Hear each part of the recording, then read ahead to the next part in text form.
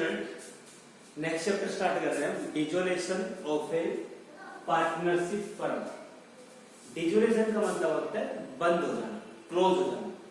तो यहाँ partnership firm आपकी क्लोज हो रही है। देखो एक पॉइंट हो रहा है, एक है डिसोल्यूशन ऑफ पार्टनरशिप, एक है डिसोल्यूशन ऑफ पार्टनरशिप फर्म। अब डिसोल्यूशन ऑफ पार्टनरशिप का मतलब पार्टनरशिप क्लोज हुई है।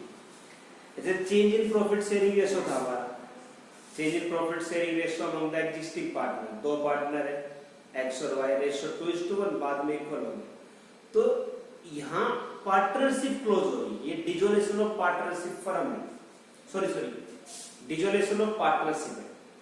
अब डिसोल्यूशन ऑफ पार्टनरशिप कब है? Change in profit sharing ratio among the existing partner, admission of new partner, old partner का नया पार्टनर है, old partnership close, retirement of a partner, x y z है, y retire गया तो x y z का business close हो गया, death of partner. ये सारी कंडीशन थी हमारी डिसोल्यूशन ऑफ पार्टनरशिप। वहां पार्टनरशिप क्लोज हो रही है, फर्म क्लोज नहीं हो रही। अब हम पढ़ रहे हैं dissolution of partnership firm, firm he close हो रही है। अगर फर्म क्लोज हो जाती है तो पार्टनरशिप आपकी ऑटोमेटिकली क्लोज हो जाती है। तो हम पढ़ रहे हैं dissolution of partnership firm.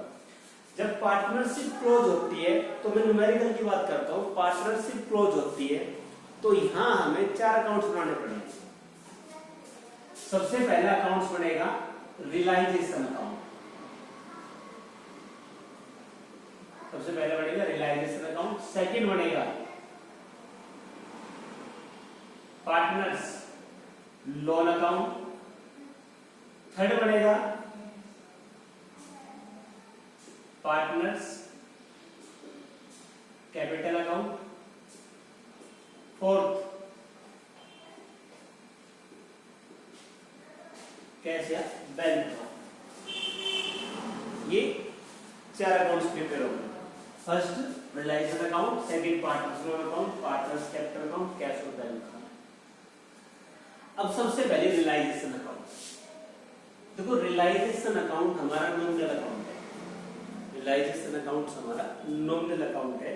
Realisation account हम बनाते हैं एसेट्स को सेल करने और लायबिलिटी का पेमेंट करने के प्रोसेस से आपको कितना प्रॉफिट हुआ कितना लॉस हुआ ये कैलकुलेट करने के लिए। देखो एसेट्स को सेल करने के लिए और लायबिलिटी का पेमेंट करने के लिए। अब एसेट सेल की बात करता हूं, वो सारी एसेट सेल नहीं होती, कुछ एसेट्स को हम छोड़ देते हैं, कैश को छोड़ देते हैं, बैंक को छोड़ देते हैं, और नॉमिनल एसेट्स,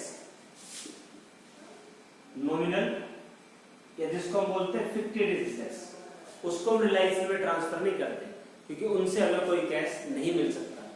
तो जब एसेट्स ट्रांसफर करेंगे रियलाइजेशन अकाउंट में सेल करने के लिए तो कैश, बैंक और नॉमिनल एसेट्स को हम छोड़ देंगे। नॉमिनल एसेट्स जैसे debit balance of profit and loss, advertisement suspense.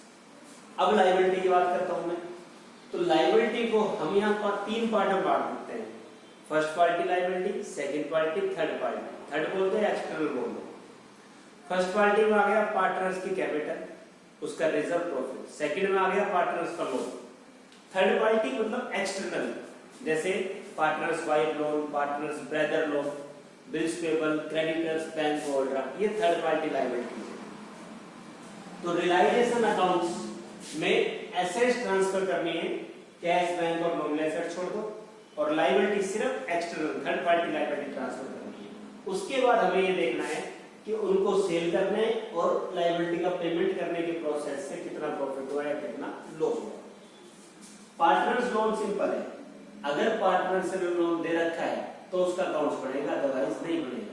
मान लो एक्स लोन है तो एक्स अकाउंट्स बनेगा, एक्स लोन अकाउंट, अदरवाइज नहीं बनेगा। पार्टनर्स कैपिटल यहाँ बहुत आसान है, वही पार्टनर्स कैपिटल में पहले 5 स्टेप करवाए थे, अब 4 हो गए। सबसे पहले पार्टनर्स की ओपनिंग कैपिटल आएगी, सेकंड में बैलेंस शीट में रिजर्व या लॉस आएगा, तीसरा रियलाइजेशन का प्रॉफिट और लॉस आएगा, और लास्ट वही एसेट्स और liability taken by partner. Next है कैश और बैंक। यहाँ बैलेंस शीट नहीं बनता है, यहाँ बनता है कैश और बैंक कि आपके पास टोटल रिसिप्ट जितनी है उतनी ही टोटल पेमेंट होनी चाहिए। तो कैश का आपका टोटल रिसिप्ट और टोटल पेमेंट दोनों आपकी इक्वल आएगी, मतलब लास्ट में आपका आंसर टैली होगा कैश या bank account both side equal आएगा। बोथ साइड इक्वल आया तो आपका क्वेश्चन सही है, अदरवाइज आपका क्वेश्चन गलत है। तो ये लास्ट में बढ़ जाएगा हमारा कैश और बैंक अकाउंट। तो इस चैप्टर के अंदर हमारे 4 अकाउंट्स हो गए, पहला realisation account, partners loan account, partners capital account, cash और बैंक अकाउंट। ये इनका स्टार्टिंग का इंट्रोडक्शन हो गया। बाकी फिर इसके बाद हम इनके फॉर्मेट, रियलाइजेशन के, partners loan, partners capital format next lecture में करेंगे। Thank you student.